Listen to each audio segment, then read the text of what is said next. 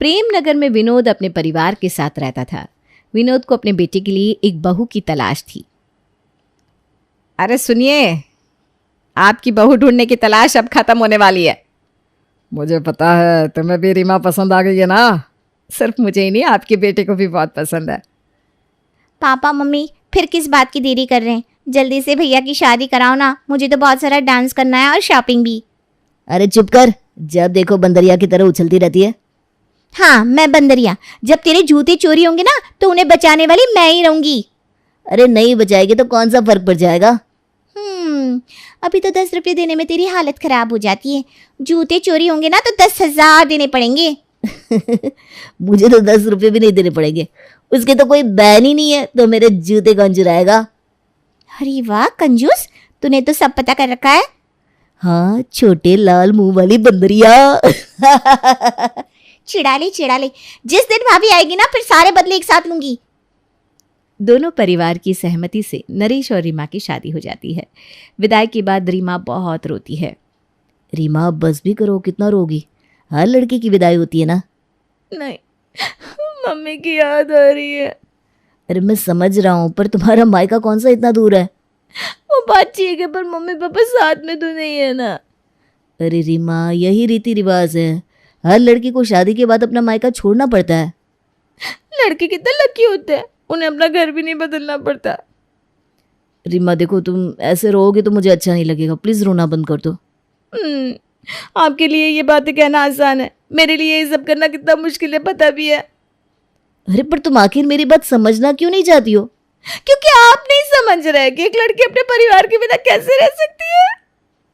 2 दिन गुजर जाते हैं, पर रीमा का रोना तो बंद ही नहीं होता। रीमा काम तो सारा कर लेती थी, पर रोना बंद नहीं करती थी। देखो रीमा, मैं समझ सकती हूँ घर छोड़ना तुम्हारे लिए कितना मुश्किल रहा होगा। दीदी, घर वालों की बहुत याद आती है। रीमा तुम्हें क्या लगता है ये घर मेरा है?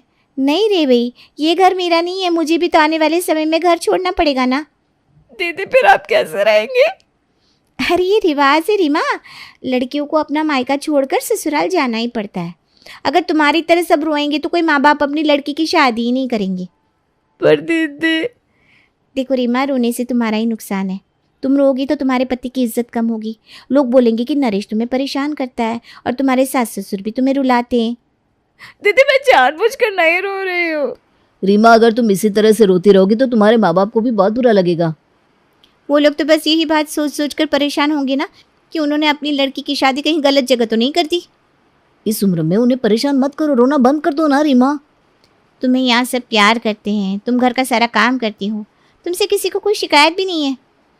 बस तुम्हारा हर वक्त इस तरह उदास रहना, रोना हमें अंदर ही अंदर परेशान करता है। हमें ऐसा महसूस होता है कि हमने तुम्हारे साथ कुछ गलत किया है, तुम्हारे साथ हम ज़बरदस्ती कर रहे हैं। इतना समझाने के बाद भी रीमा को कुछ समझ में नहीं आता।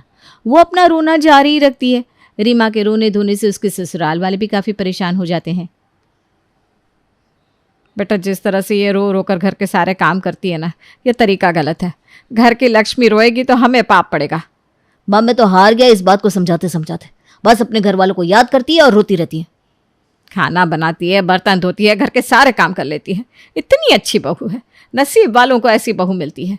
लेकिन इसके रोने से मेरी आत्मा को बहुत तकलीफ पहुंचती है। बस मेरी बहू रोना बंद कर दे।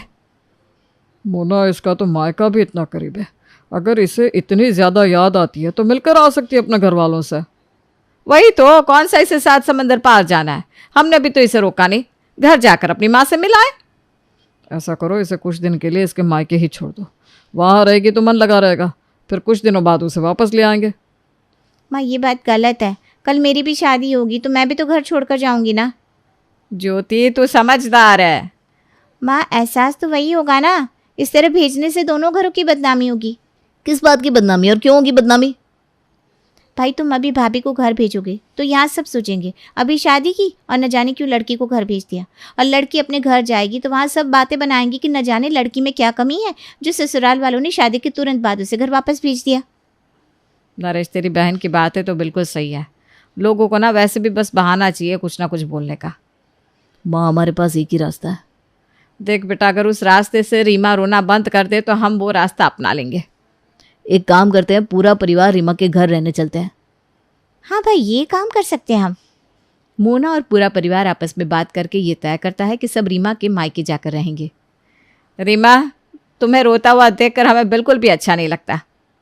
अगर हम तुम्हारे घर जाकर रहेंगे तो तुम्हारा भी मन लग जाएगा और कोई कुछ बोलेगा भी नहीं। Thank you so much Naresh, आपने तो मेरी खुशियाँ एक पल में दुगनी कर दी। देखिए जी, हमारी बहू को हमने पहली बार खुश होते देखा है, कितनी प्यारी लग रही है ना। हाँ मोना, जब से शादी हुई थी हम तो बस इसे रोता हुआ देखकर परेशान रहते थे। आज इसे हंसता हुआ देखकर दिल को बहुत तसल्ली हुई। नरेश और रीमा दोनों के परिवार ही काफ़ी अच्छी फैमिली से बिलोंग करते थे, पर रीमा के घर सब चीज़ मॉड्यूलर थी। नरेश के घर में वो सारी चीज़ नॉर्मल और नेचुरल थी। अब सबको आने में कोई तकलीफ तो नहीं हुई? बस समझे जी, अपनी बहू का मुस्कुराता चेहरा देखते देखते रास्ते का पता ही नहीं चला। मैं समझी नहीं भाई साहब। अरे शादी हुई है तब से बस आप लोगों को याद करके रोती रहती है। हमने तो कल पहली बार उसे हंसता हुआ देखा है। रीमा, ये मैं क्या सुन रही हूँ? तुम रोती क्यों रहती हो पूरे दिन ससुराल में? मम्मी जी, इसे आपकी याद आती रहती है, आपके बिना ये रह नहीं पाती। बेटा रीमा, ससुराल में तो सबको रहना पड़ता है। लड़कियों का असली घर तो उनका ससुराल होता है। सारी बात यही कर लो कि समधी जी और पूरे परिवार को घर में तो ले आओ। अरे माफ़ कीजिएगा, बातों बातों में मैं भूल ही गई। रीमा के ससुराल वालों को उसके मायके रहते हुए 1 महीना गुजर जाता है। रीमा की सास को एहसास होता है कि कब तक रीमा और उसकी माँ उन लोगों की सेवा में लगे रहेंगे। मोना रसोई में अपने लिए चाय बनाने जाती है। अरे लाइटर कहाँ रखा है इनके घर में, मिल ही नहीं रहा, कहाँ ढूंढूं। क्या हुआ बहन जी, कुछ चाहिए क्या आपको? अरे मुझे चाय पीने का मन हो रहा था, इसलिए रसोई में आ गई। ठीक है, बना लीजिए, सारा सामान रसोई में ही रखा है। मुझे ना लाइटर नहीं मिल रहा, गैस कैसे जलाऊं? लाइटर? बहन जी, किस ज़माने में रहते हैं आप लोग? लाइटर की तो कोई ज़रूरत ही नहीं है, ये मॉड्यूलर किचन है। आप गैस की नॉब ओपन करिए, अपने आप गैस जल जाएगी। रीमा ये सब देख लेती है, उसे बुरा भी लगता है। वो किचन से निकलकर हॉल की तरफ जाती है। अरे समझी जी सुनिए ना, मैंने टीवी ऑन कर दिया है, फिर भी टीवी में कुछ आ क्यों नहीं रहा? जियो टीवी लगाइए, रिमोट पे लिखा होगा। ये एंड्रॉयड टीवी है, ये फ़ोन से कनेक्ट होकर चल जाता है। आपको टीवी के बारे में कुछ पता नहीं है क्या? असल में हमारे यहाँ ना डिश वाली टीवी लगी है, इसलिए थोड़ा कंफ्यूज हो गया था। कौन से बाबा आदम के ज़माने में रह रहे हैं समधी जी? रिमोट पे टिप टिप करना बंद करिए, डायरेक्ट चलाइए फ़ोन से। अरे समझी जी, आप ही जियो टीवी लगा दीजिए ना ज़रा। आपने तो एक कहावत सच्ची कर दी, बंदर गया जाने अदरक का स्वाद। रीमा को ये सब देखकर बिल्कुल भी अच्छा नहीं लगता। रीमा के ससुराल वालों को हर बात पर उसके मायके वालों से सब कुछ पूछना पड़ता है और उसे ज़्यादा कुछ समझ में भी नहीं आ रहा था। न जाने इनके घर कोई बर्तन धोने वाला है भी या नहीं। एक काम करती हूँ, अपने बर्तन मैं खुद ही धो लेती हूँ, ताकि मेरे झूठे बर्तन किसी और को धोने ना पड़े। ज्योति बेटा, तुम यहाँ रसोई में बर्तन क्यों धो रही हो? वो मैंने कभी किसी बर्तन धोने वाले को आते जाते देखा नहीं, और हमें रहते हुए इतना वक्त हो गया, तो अच्छा नहीं लगता ना सारे काम आप लोग ही करें। राकेश ज्योति से बिना कुछ बोले ही बहुत तेज हंसते हुए रसोई से चला जाता है। रीमा अपने पापा को उसकी माँ के पास जाता हुआ देख लेती है और वो भी उनके पीछे पीछे चली जाती है। लता, एक बात बताओ, मेरी तो हंसी नहीं रुक रही। ऐसी भी क्या बात हो गई जो आपको इतनी हंसी आ रही है? हमारी बेटी के ससुराल वाले बिल्कुल ही जोकर है। रीमा की ननद रसोई में बर्तन धो रही थी, अब उन्हें जाकर समझाओ कि हमारे यहाँ डिश वॉशर लगा है। तो आपने ज्योति को कुछ कहा नहीं? हंसते हुए यहाँ चले आए। अरे लता, तुम ही इन जोकरों को संभालो, मेरे बस की बात ना है। रीमा मन ही मन सोचती है, मेरे ससुराल वालों को चाहे कुछ आता हो या ना, पर इस तरह से उनका मजाक बनाना गलत है। मेरे घर वाले कितने गलत हैं। एक तरफ मेरे ससुराल वाले बिना कुछ सोचे समझे मेरी खुशी के लिए यहाँ आ गए, वहीं मेरे घर वाले उनसे इस तरह का सलूक कर रहे हैं। भाभी क्या सोच रही हैं? मुझे कुछ सामान मंगाना है, मुझे यहाँ के बाज़ार भी नहीं पता, क्या आप जाकर मेरे लिए ला सकती हैं? दीदी, ये भी कोई पूछने वाली बात है? आप बताइए आपको क्या चाहिए, मैं अभी जाकर लाती हूँ। रीमा ज्योति के बताए हुए सामान की लिस्ट बना लेती है और घर से बाहर निकलती है। अरे रीमा, कहाँ जा रही हो? वो मेरी ननद को कुछ सामान चाहिए था, वही लेने जा रही हूँ। कैसी ननद है तुम्हारी, खुद जाकर अपना सामान नहीं ला सकती? वो दीदी को इधर की साइड की मार्केट की जानकारी नहीं है ना, इसलिए मैंने सोचा कि मैं ही ले आऊँ। रीमा, कैसे ससुराल वाले तेरे, इतने समय से तेरे मायके में बैठे हुए हैं, हाथ पर हाथ रखकर बैठे हैं, रोटियां तोड़ रहे हैं, शर्म नहीं आती ने? ऐसी बात नहीं है, वो तो मेरी वजह से आए हैं। अरे रहने दे, वो दिख रहा है खाना पीना हराम का खाते हैं, ऊपर से तेरी ननद तुझ पे यहाँ बैठे बैठे हुक्म चला रही है।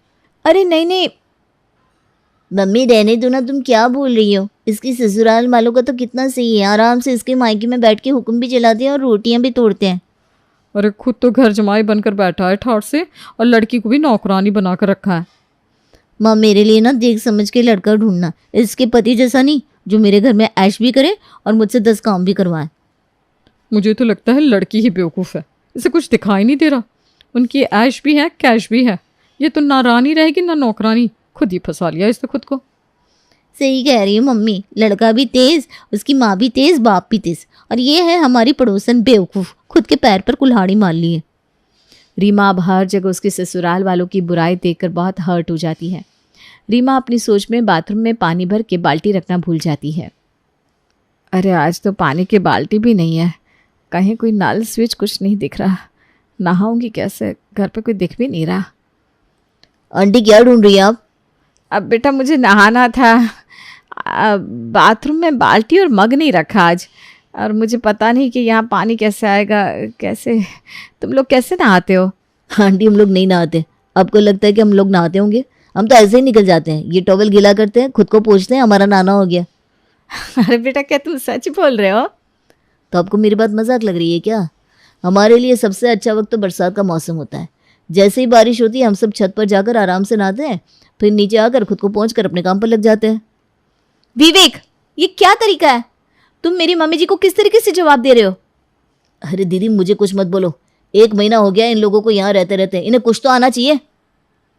अगर इन्हें नहीं आता तो तुम्हें बताने में क्या तकलीफ है? एक छोटी सी बात पूछी है उन्होंने, कोई पहाड़ नहीं मंगवाया तुमसे। एक स्विच ऑन करने को बताने के लिए तुम्हें आफत आ रही है? दीदी तुमने इन जोकरों से शादी की है, हमने नहीं। या तो तुम इन्हें संभालो या फिर हमसे उम्मीद मत करो। विवेक तमीज से बात करो। अरे बेटा कोई बात नहीं, छोड़ दे, बच्चा है, शैतानी तो करते हैं बच्चे। मम्मी जी शैतानी और बदतमीजी में फ़र्क होता है। बाथरूम के बाहर एक स्विच लगा है, उसको ऑन कर दीजिए, शावर चल जाएगा। मुझे माफ़ कर दीजिए, आज मैं बाल्टी और मग रखना भूल गई थी। अरे बेटा इतनी सी बात के लिए माफ़ी मांगने की कोई ज़रूरत नहीं है, काम में इतनी बिजी रहती हो, भूल भी गई तो क्या हो गया। विवेक की बातें रीमा को बहुत गहरी चोट पहुंचाती है। रीमा विवेक की बातों से बाहर निकल ही पाती कि उसके घर में एक और किस्सा हो गया। अरे मैं आप लोगों के घर में अब और काम नहीं करेगी। अरे पर क्या हुआ अचानक? इतने साल से तो तुमने कभी ऐसा नहीं कहा। आप लोगों ने पता नहीं किसको अपने घर पर रखे लाए, ना अक्ल है ना कुछ पता है। धीरे धीरे बोलो और पहले ये बताओ हुआ क्या है। आज तुमने मरते मरते बची ली है साहिब। सब कुछ ठीक तो है बिमला, तुझे कुछ हुआ तो नहीं है? किसी ने कुछ किया है क्या? नहीं, पर आज जब मैं फ्लावर वास की सफाई कर रही थी तो मेरे को बहुत तेज करंट लगा, मैं दूर जाकर गिरी। तुम्हें चोट तो नहीं आई? ठीक हो ना? मेरे को बस अब यहाँ काम नहीं करने का। जिन्हें अपने घर में रखे लाए ना, जब तक वो लोग रहेंगे तब तक मैं बिल्कुल काम नहीं करेगी। तुम्हारी कोई गलती रही होगी, देख के नहीं कर रही होगी। ए दीदी अब तो मेरा मुंह खुलवाई मत। मैं जो भी बोलेगी सच बोलेगी, वो आपको बर्दाश्त नहीं होगा। जो भी कहना है साफ साफ बोलो, पहले अब बुझाने की कोई जरूरत नहीं है। सच क्या है झूठ क्या है वो मुझे भी पता है। ऐसा है तो साफ सुन ले, अनपढ़ लोग हैं तेरे ससुराल वाले, अनपढ़। इलेक्ट्रिक बाज में पानी डालकर फूल रखा, मेरे को क्या, तुम सबको भी करंट लग सकता था। अगर कुछ आता जाता नहीं है तो कुछ करने की जरूरत क्या है? वैसे भी अपने बहू के ससुराल में रोटियां तोड़ रहे, कुछ आता जाता तो है नहीं इनको। दूसरों का काम बिगाड़ना, तुम पर हुक्म चलाना, इसके अलावा क्या आता है? हर छोटी छोटी चीज तो पूछ के करते, जो नहीं पूछते उसका हाल दिख रहा है। बस करो, तुम सब बेकार हो। तुम लोगों को पता भी है कि ये लोग आज इस घर में है क्यों? बिना कुछ सोचे समझे बस बोलते चले जा रहे हो। अरे नहीं पता क्यों है इस घर में, तू ही बता दे। जब से मेरी शादी हुई थी मैं बस रोती रहती थी। मुझे खुश देखने के लिए इन्होंने अपना घर छोड़ा, यहाँ आकर रहने लगे। हमारे यहाँ सब कुछ नेचुरल है, कुछ भी मॉड्यूलर नहीं है। ये लोग तुमसे पूछते थे तो तुम लोगों ने मजाक बनाने के अलावा कुछ नहीं किया। एक तुम माँ बाप हो जिन्होंने मेरे ससुराल वालों का मजाक उड़ाने में कोई कमी नहीं छोड़ी, और एक मेरे ससुराल वाले माँ बाप, उन्होंने मेरी एक हंसी के लिए अपना सब कुछ छोड़ दिया। मुझे इतना समझ में आ गया कि मुझसे बहुत बड़ी गलती हुई है, जिसकी सज़ा मुझे मिल भी गई। लेकिन मैं अपने ससुराल वालों से माफ़ी मांगना चाहती हूँ। मैं उनके साथ वापस अपने ससुराल जाना चाहती हूँ। रीमा अपनी गलती का पछतावा करते हुए अपने ससुराल वालों के साथ वापस अपने ससुराल लौट जाती है। रीमा सबसे वादा करती है कि वो अब कभी नहीं रोएगी और हंसते खेलते अपने ससुराल वालों के साथ रहेगी। मंजू एक मिडिल क्लास फैमिली की लड़की थी जिसकी शादी हो जाती है बड़े घर में। मंजू के ससुराल वाले बहुत ही अच्छे लोग थे और उसका बहुत ख्याल भी रखते थे, जो कहीं ना कहीं मंजू के घर वालों को पसंद नहीं था। आखिर ऐसा क्यों? चलिए देखते हैं। आ गई स्विट्जरलैंड घूमकर? हाँ माँ, बहुत इंजॉय किया हमने, बहुत मज़ा आया वहाँ पर ना ठंडी ठंडी वादियों में लॉन्ग कोट पहनकर मैंने बहुत सारी सेल्फी भी ली है। हम भी तो तुझे 10th स्टैंडर्ड में मनाली लेके गए थे, तब तो इतनी खुश नहीं हुई थी तू।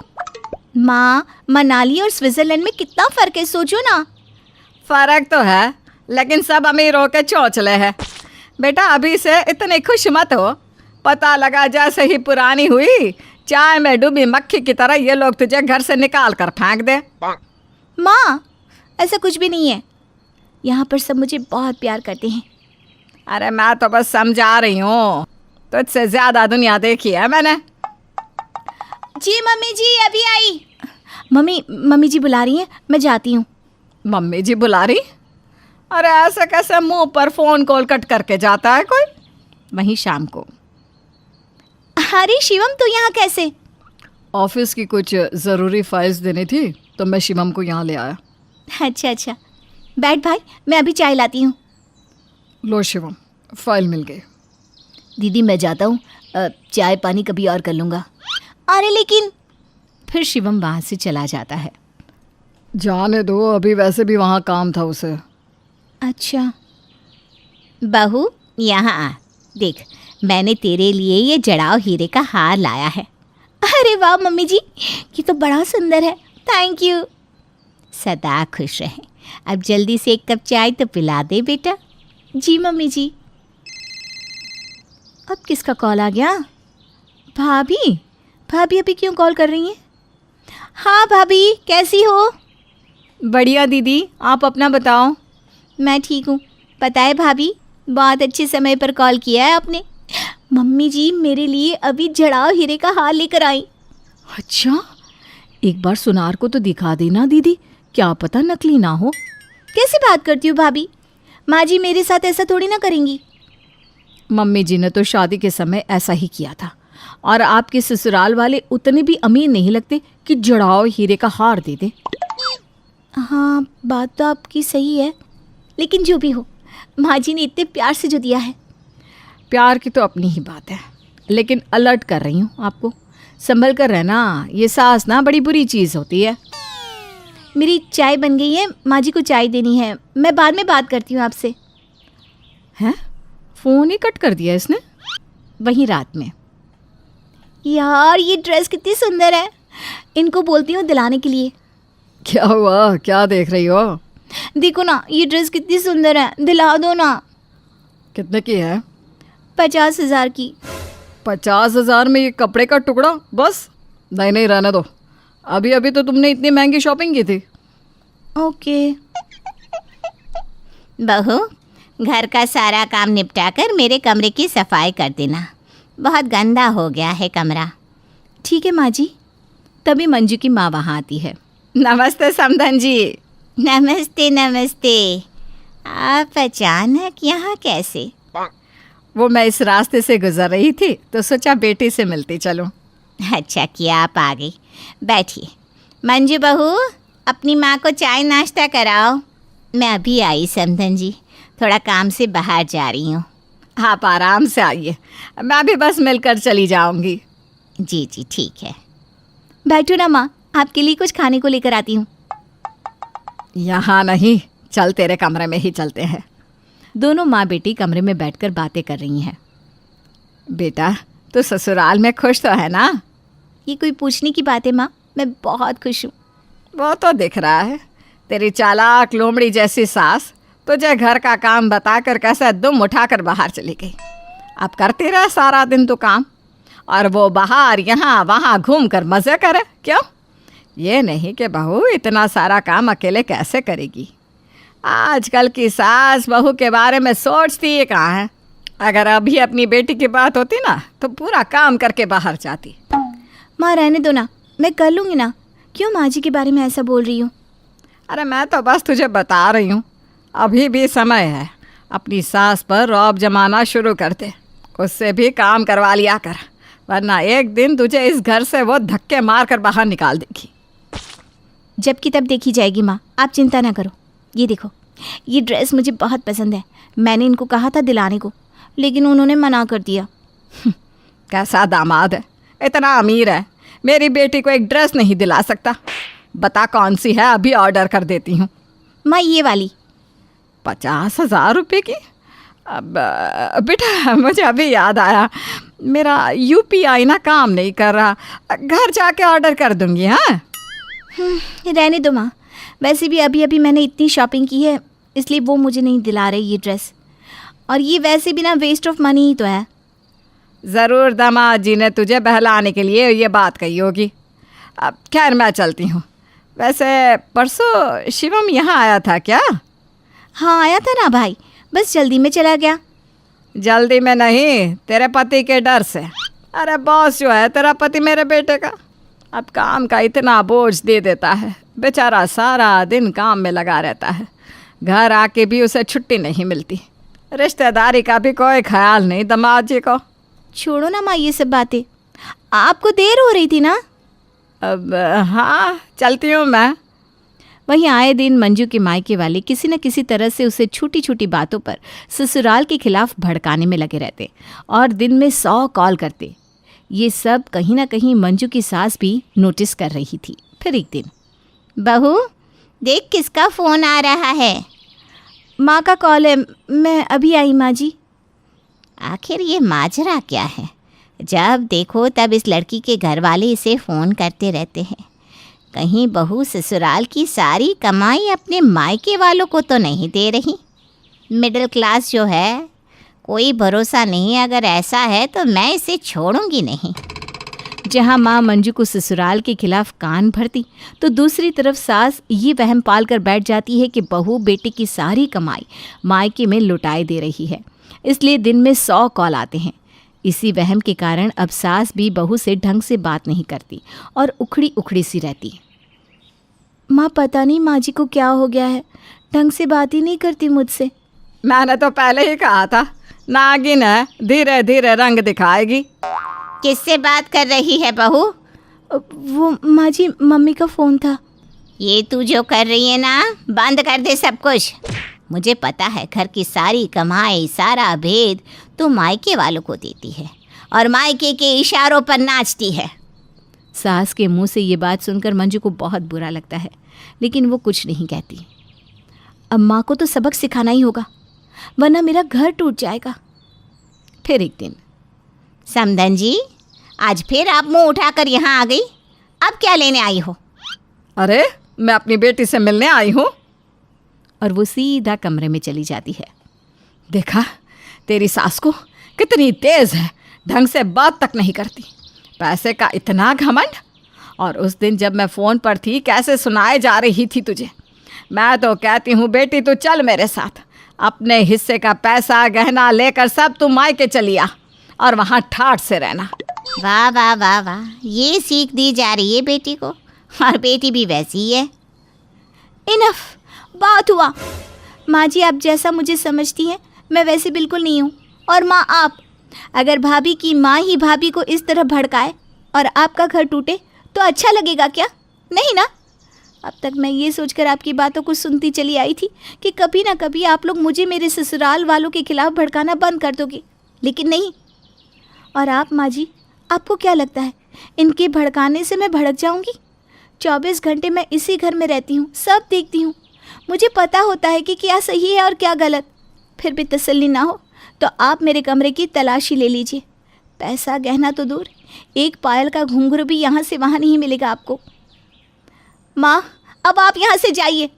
जब घर जोड़ने की हिम्मत ना हो तो तोड़ने की कोशिश भी नहीं करनी चाहिए। अपनी बेटी से इतनी जिल्लत और फटकार सुनने के बाद शोभा जी आज बहुत दुखी थी और कहीं ना कहीं उन्हें इस बात का एहसास भी था कि वो अपनी बेटी के साथ कितना बुरा कर रही थी। बहू मुझे माफ़ कर दे, मैंने तुझ पर खामखा शक किया। कोई बात नहीं माँ जी, मुझे गर्व है कि तू मेरी बहू है। और दोनों गले लग जाती हैं। आज एक बहू की सूझबूझ से एक बेटी का घर टूटने से बचा था। आपकी क्या राय है इस पे? कमेंट करके ज़रूर बताइएगा।